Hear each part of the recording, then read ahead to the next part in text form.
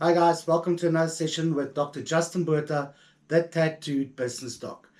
The producers would like to tell you guys that we now have got a live website with all the recordings on it, and there'll be podcasts and all sorts of things on the website you can follow. The website's very easy. It's www.tattoobusinessdoc.co.za. Say it again, www.tattoobusinessdoc.co.za. All the videos are there, and you can follow it there and follow it on YouTube and all over social media platforms. Right, so the producers told me someone asked them about the petrol price because obviously it's something that's on everybody's mind and the effect thereof and what it means. And I think a person needs to understand where the price comes from. First and foremost, everybody buys what is called a barrel of Brent crude oil. Now, do remember it says oil, not petrol. Now, one barrel equals 158.99 liters. Now, currently, the trading price in London Stock Exchange, or where they trade, which is out of London, is $100.94 per barrel. That equates to roughly about $5.31 per liter. Now, if you're going to take that into consideration at today's USD Rand exchange of, let's say, roughly 16.79, that means 89.21 Rand per liter of Brent crude oil. Oil is then refined. That's why it goes to refineries, all those kind of things. Gets refined, and that price obviously drops significantly because there's a lot of byproducts in petrol. Tar is one of them. All the tar on the roads that comes from petrol. Then from there, now how do they determine the price? Now, obviously, we all pay taxes on fuel. And I would like to state here that a person needs to understand that the taxes and the levies people pay, everybody pays this. Everybody on a bloody taxi that sits in a taxi pays for that levy. Directly, indirectly, they pay. Now, do take into consideration most of the people that sit in a taxi do not pay tax. Tax numbers, you'll have to follow one of the tax sessions, which I did discuss. How many people are actually paying tax? You will be shocked if you actually knew how little and how few people actually pay taxes. So these indirect taxes like levies and VAT and all those kind of things have extreme importance for the fiscus because that is the only way of getting every single bloody person to pay tax. Right, so the general fuel levy and the RAF levy, Road Accident Fund levy, constitutes roughly about 37 to 39% of the petrol price.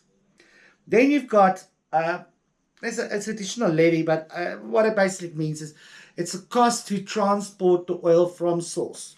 So let's say you go through I'll get oil from Iran, it's got to go through the Moose and all those kind of things, come down to South Africa. We pay for that. Through the petrol price and the levies you pay and everything else, you pay for the shipment of those oils, those Brent crude barrel oils, whatever you want to call it.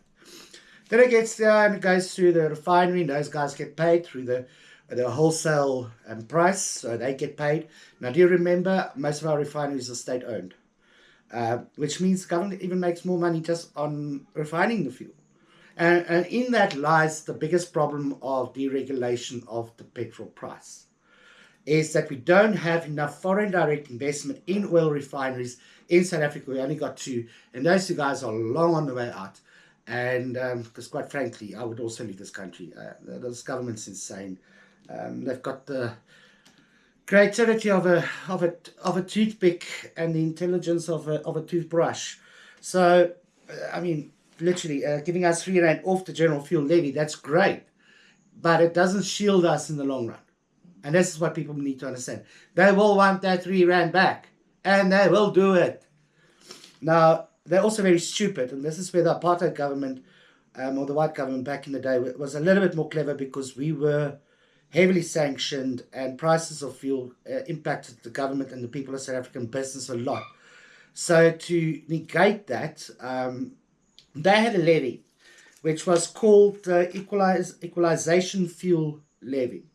It's currently not in use, obviously, because we are a democratic country and our government has, like I said, got the imagination of a toothpick.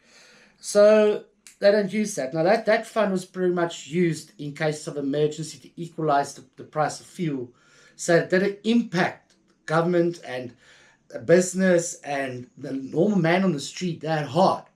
You know, when there was turmoil all over the world and oil prices skyrocketed, and this is not the first time. Really, it's not. America is a massive bully that wants to fight with everybody, and they don't care what happens to the world because they are a dictatorship. You know, they are an imperialistic country.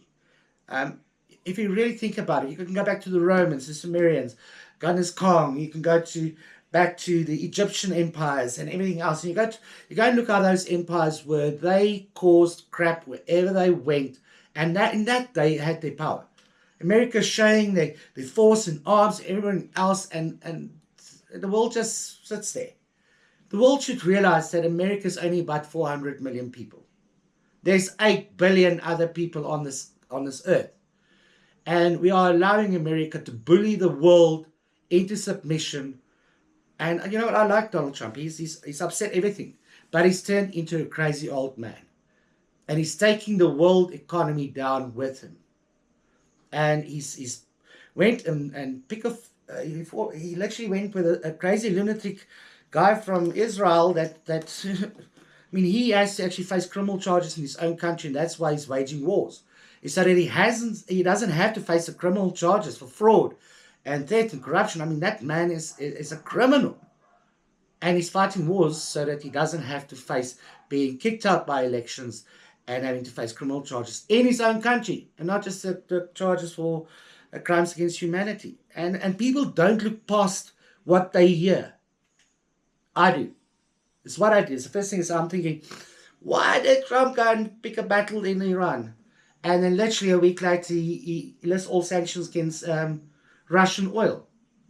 And we know he stands against the Ukraine at the moment, and now he's picking a fight with the whole of Europe.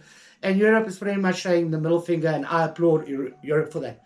Great stuff. It's about time that man realized he cannot dictate to the world. We've had enough dictators. Right.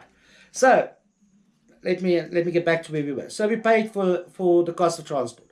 Then we paid for other costs that's associated with, obviously, refiring, all those kind of things. Then you've got your customs levy and all those kind of things, and your fuel taxes. Then you've got, at the arse end of this whole pricing structure of fuel, you've got the retail profit margin. Now that covers the profits of the petrol station owners. Out of that, they've got to pay for labor, they've got to pay insurances, they've got to pay forecourt costs, they've got to pay water and lights, all those kind of things, like any other business.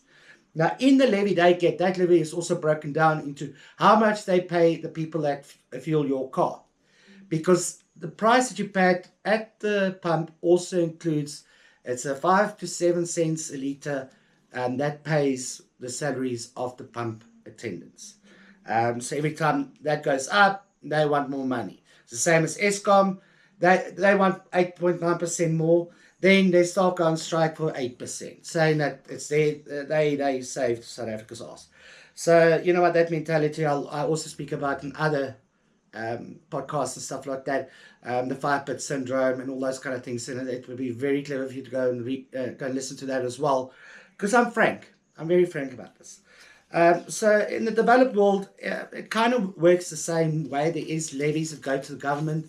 Levies are much lower, but they don't regulate the prices. But in times like this, like in the UK, they would put a lot of pressure on the retail market when it comes to fuel to limit the impact of the cost of fuel.